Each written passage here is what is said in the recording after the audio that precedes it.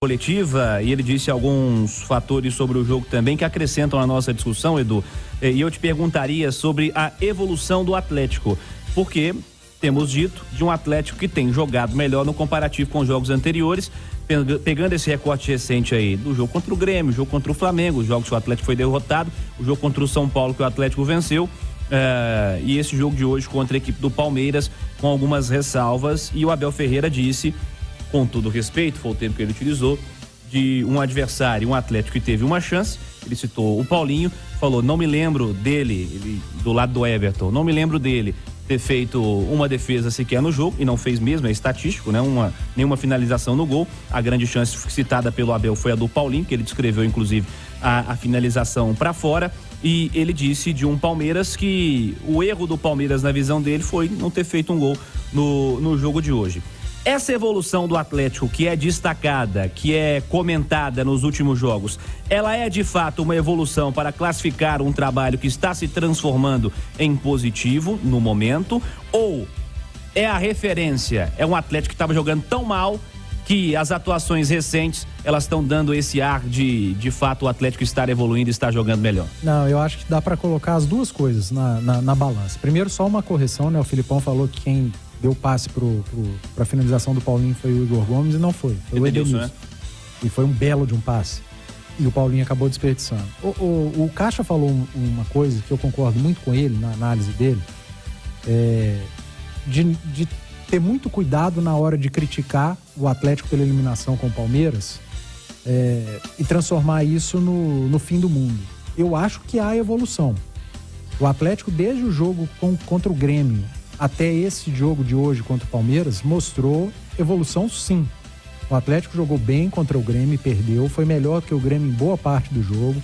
O Atlético jogou bem contra o Flamengo e perdeu, foi melhor do que o Flamengo em boa parte do jogo.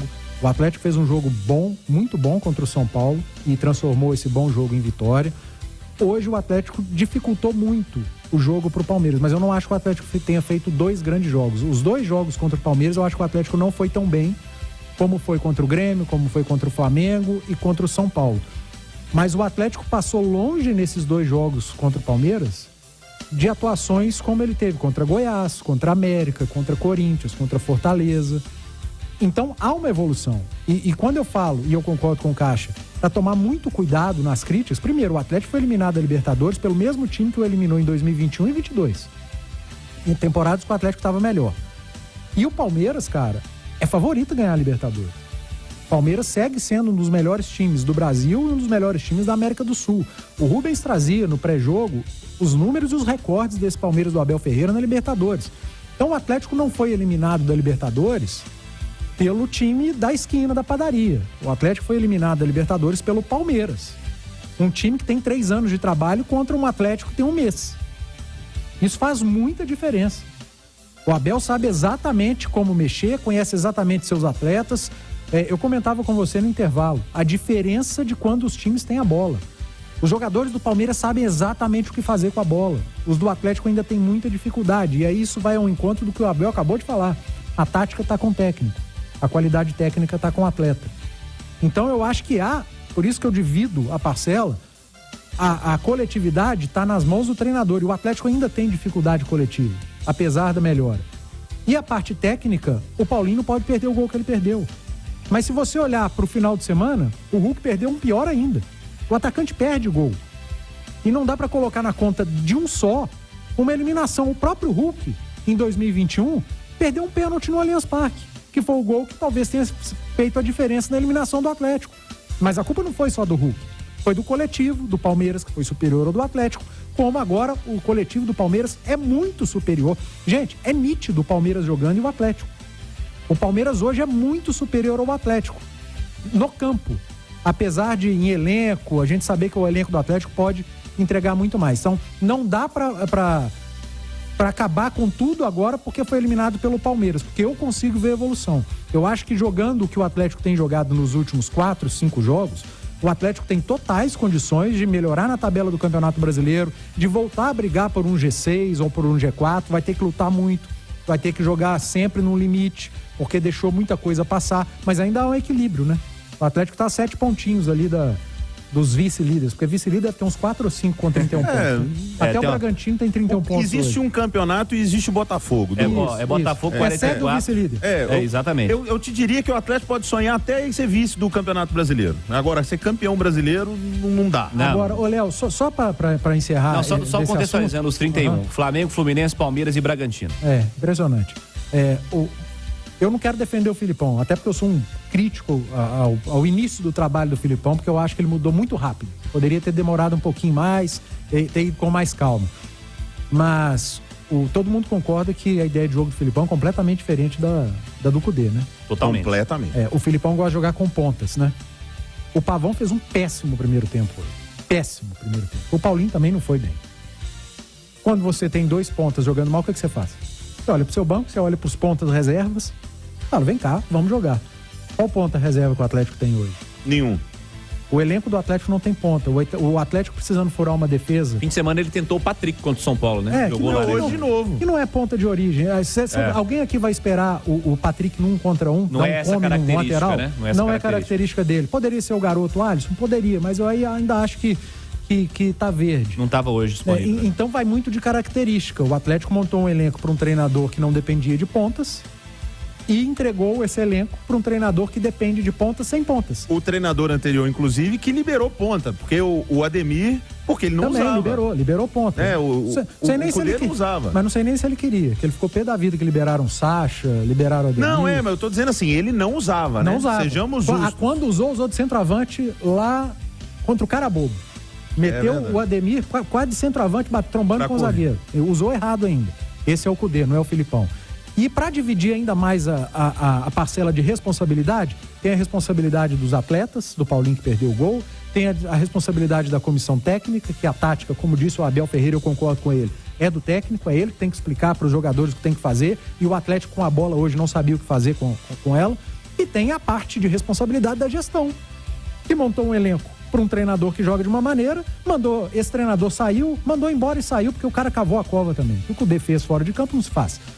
E trouxe um cara completamente diferente, que joga com ponta, olhava pro banco e não tem ponta. Então, gente, a responsabilidade é de todo mundo. Do gestor, e gestor, quando eu falo, como é que eles falam lá? Não é conselho, colegiado. Não. Colegiado. É colegiado, os 4 R's, o Rodrigo Caetano, o presidente Sérgio Coelho, a responsabilidade é das duas comissões técnicas. Gerente, vai descendo. Das duas comissões técnicas, uma porque foi eliminada de forma bizarra da Copa do Brasil por decisões completamente equivocadas do treinador. E que tem um resquício, me perdoa, Du, mas acho importante que tem um resquício nessa dificuldade, porque o Galo encarou o Palmeiras porque não foi primeiro no grupo, porque o início da Libertadores foi horroroso. O início foi horroroso. Exato, perdeu do Libertad em casa, perdeu os 2 primeiros jogos, apesar de ter jogado melhor contra o Atlético Paranaense. O Furacão até dá pra entender. Ali já tinha evolução. Fora, mas o jogo contra o Libertad pesou demais. Pesou. Foi o fiel da balança. Essa evolução que a gente falava lá atrás do Cudê, é a que a gente vê, talvez numa proporção menor, hoje com o Filipão. Então há evolução. O Atlético está jogando melhor nos últimos 4, 5 jogos do que estava jogando antes. Aí vem a sua pergunta, mas tá jogando melhor ou antes estava jogando mal pra caramba? Acho que as duas coisas.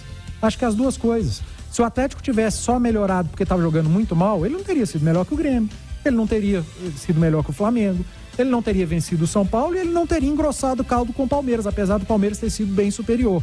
Mas alguém, depois dos jogos contra América, Corinthians, Goiás, a hora que saiu o sorteio Atlético e Palmeiras, na minha cabeça vai tomar 2 varadas do Palmeiras.